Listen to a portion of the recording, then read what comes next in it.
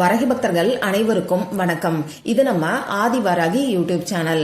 வரகி அன்னையோட அருள் பரிபூரணமா எல்லாருக்குமே கிடைக்கணும்னு மனசார பிரார்த்தனை செஞ்சுக்கிட்டு நாம இந்த பதிவை ஆரம்பிக்கலாம். இன்னைக்கு பிப்ரவரி மாசம் 15ஆம் தேதி வியாழக்கிழமை, வளர்பிறை சஷ்டி திதி. இப்படிப்பட்ட அற்புதமான நாள்ல இப்ப நான் சொல்ற முறைப்படி உங்க வேண்டுதலை 6 முறை மட்டும் நீங்க எழுதினாலே போதும். நீங்க கேட்ட வரம் உடனடியா உங்களுக்கு கிடைக்கும்.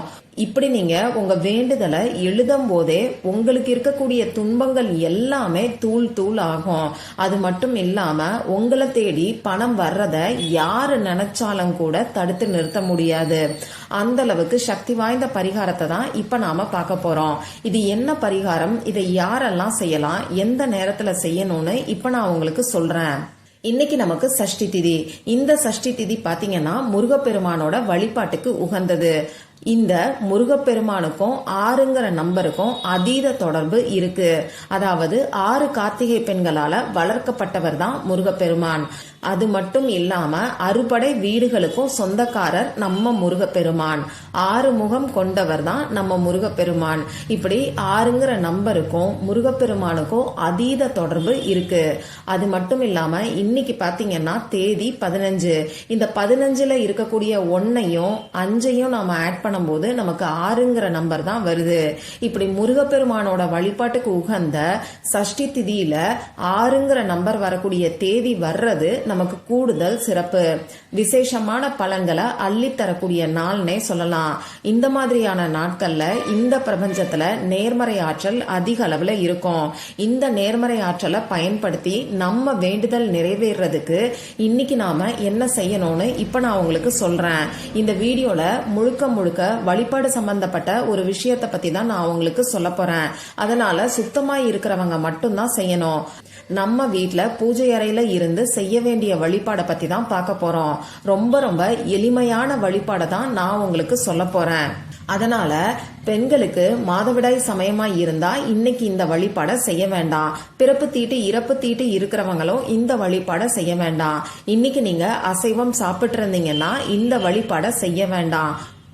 இன்னைக்கு இந்த வழிபாடை செஞ்சு முடிச்சதுக்கு அப்புறமா தாராளமா நீங்க அசைவம் சாப்பிடலாம். இந்த வீடியோவை பாக்குறதுக்கு முன்னாடியோ அப்படி இல்லைன்னா தெரியாம இன்னைக்கு நீங்க அசைவம் சாப்பிட்டுட்டா கூட இந்த வழிபாடை செய்யறதுக்கு முன்னாடி ஒரு தடவை தலைக்கு குளிச்சுட்டு வந்து அதுக்கப்புறமா இந்த வழிபாடை நீங்க செய்யறதுக்கு ஆரம்பிங்க. உடல்நிலை சரியில்லாதவங்க உடம்புக்கு குளிச்சுட்டு தலையில 3 முறை தண்ணீரை தெளிச்சுக்கிட்டு அதுக்கப்புறமா இந்த வழிபாடை நீங்க செய்யுங்க. இந்த வழிபாடை இன்னைக்கு செய்ய முடியாதவங்க வேற எப்பெல்லாம் செய்யலான்னு பாத்தீங்கன்னா முருகப்பெருமானோட வழிபாட்டுக்கு உகந்த எந்த நாள்ல வேணாலும் இந்த வழிபாடை நீங்க செய்யலாம். முருகப்பெருமானோட வழிபாட்டுக்கு உகந்த நாட்கள்னா செவ்வாய்க்கிழமை, ஒவ்வொரு மாசமும் வரக்கூடிய சஷ்டி திதி, கிருத்திகை நட்சத்திரம், விசாக நட்சத்திரம், இந்த மாதிரியான நாட்கள்ல இந்த வழிபாடை நீங்க செய்யலாம். அப்படி இல்லைன்னா சிம்பிளா செவ்வாய்க்கிழமையில செய்யலாம்னு சொல்லி ஞாபகத்துல வச்சுக்கோங்க. மறக்காம செஞ்சு பாருங்க. ஏன்னா ரொம்ப சக்தி வாய்ந்த வழிபாடை தான் இப்ப நான் உங்களுக்கு சொல்ல போறேன். இப்போ இந்த வழிபாடை இன்னைக்கு எந்த டைம்ல செய்யலாம்னு பாத்தீங்கன்னா சாயங்காலம் 5 மணிக்கு மேல நைட்டு 8 மணிக்குள்ள இருக்கக்கூடிய இடைப்பட்ட நேரத்துல இந்த வழிபாடை நீங்க செஞ்சு முடிச்சிருங்க. இந்த 8 மணிக்கு மேல இந்த வழிபாடை செய்ய வேண்டாம். 8 மணிக்கு மேல இந்த வீடியோவை நீங்க பாக்குறீங்கன்னா அடுத்த வாரம் செவ்வாய்க்கிழமை அன்னைக்கு இந்த வழிபாடை நீங்க செய்யறதுக்கு பாருங்க. இப்ப நான் சொல்ல போற இந்த வழிபாடை நீங்க ஒரே ஒரு முறை மட்டும் செஞ்சா கூட போதும். அதுவே உங்களுக்கு நல்ல பலன்களை கொடுக்கும். ஒவ்வொரு வாரமும் செய்யணுங்கிற அவசியம் கிடையாது. முதல்ல இன்னைக்கு ஒரே ஒரு வேண்டுதலுக்காக இந்த வழிபாடை நீங்க செய்யுங்க. இப்போ உங்களுடைய தேவைகள், பிரச்சனைகள் எதுவா இருந்தாலும் சரி, அது உடனடியா சரியாகிறதுக்கு இப்ப நான் சொல்ற மாதிரி நீங்க செய்யலாம். கணவர் குடிப்பழக்கத்துல இருந்து விடுபடுறதுக்காக கூட இந்த வழிபாடை நீங்க செய்யலாம்.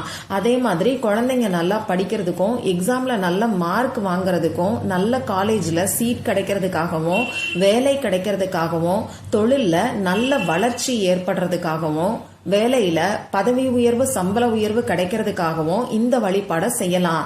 முக்கியமா பணம் சம்பந்தப்பட்ட பிரச்சனைகள் இருக்கிறவங்களும் தாராளமா செய்யலாம். அதே மாதிரி கடன் பிரச்சனை இருக்கிறவங்க, கொடுத்த பணம் திரும்பி வரணும்னு நினைக்கிறவங்க, இப்படி எல்லாருமே செய்யலாம். இப்ப நான் சொல்லாம விட்ட பிரச்சனைகள் நிறைய இருக்கும்.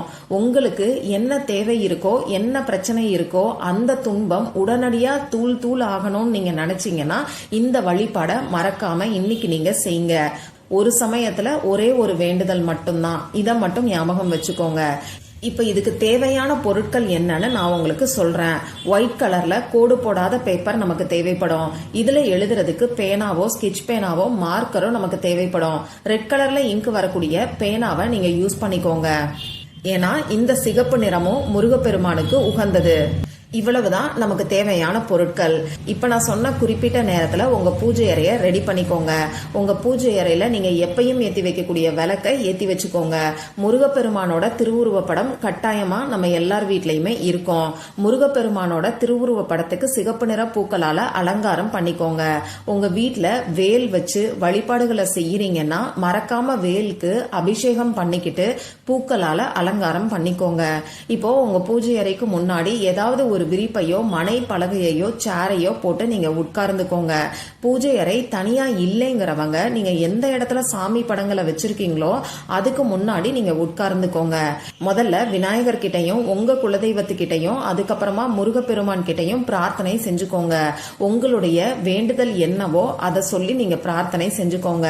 இப்ப நீங்க எடுத்து வச்சிருக்கக்கூடிய பேப்பர்ல ஸ்கிரீன்ல நான் காமிச்சிருக்கிற மாதிரி வேலை வரைஞ்சுக்கோங்க. நம்ம ஆன்மீகப்படி இந்த வேல் வழிபாடுங்கிறது ரொம்ப ரொம்ப முக்கியமானது. வினைகளை தீர்க்கக்கூடியவன் வேலவன் சொல்லுவாங்க. வேலை கையில் ஏந்தி இருக்கக்கூடிய முருகனை தான் நாம வேலவன் சொல்றோம். பார்வதி தேவி முருகனுக்கு கொடுத்ததுதான் இந்த வேல். இந்த வேலை சிவசக்தியோட அம்சமாவே சொல்றாங்க. முருகாங்கிற சொல்லுக்கு எந்த அளவுக்கு சக்தி இருக்கோ அதே மாதிரி இந்த வேலுக்கும் சக்தி இருக்கு.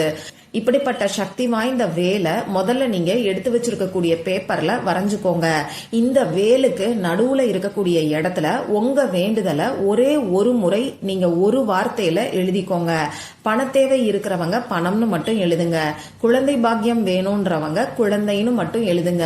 அதுக்கு மேல எழுதுறதுக்கு அங்க இடம் இருக்காது. அதனால ஒரே ஒரு வார்த்தையில உங்க வேண்டுதல் எழுதிக்கோங்க. வேலைனா வேலை, படிப்பு, நல்ல மார்க், இந்த மாதிரி உங்களுடைய வேண்டுதலை உங்களுக்கு தகுந்த மாதிரி ஒரே வார்த்தையில நீங்க எழுதிக்கோங்க. இந்த மாதிரி 6 முறை வேல் வரைஞ்சு அந்த ஒவ்வொரு வேலுக்குள்ளேயும் தனித்தனியா உங்களுடைய ஒரே வேண்டுதலை நீங்க எழுதிக்கோங்க. 6 வேலை வரைஞ்சிட்டு அந்த 6 வேலுக்குள்ளேயும் ஒரே வேண்டுதலை நீங்க எழுதிக்கோங்க. இப்படி ஒவ்வொரு முறை நீங்க வேல்ல உங்களுடைய வேண்டுதலை எழுதும் போது வேலும் மயிலும் துணை அப்படிங்கிற வார்த்தைய சொல்லிக்கிட்டே எழுதுங்க. 6 முறை வேல் வரைய போறீங்க. 6 முறை உங்க ஒரு வேண்டுதலை நீங்க எழுத போறீங்க. ஒவ்வொரு தடவையும் வேலும் மயிலும் துணைங்கிற வார்த்தைய சொல்ல போறீங்க. இவ்வளவுதான் நீங்க செய்ய வேண்டியது.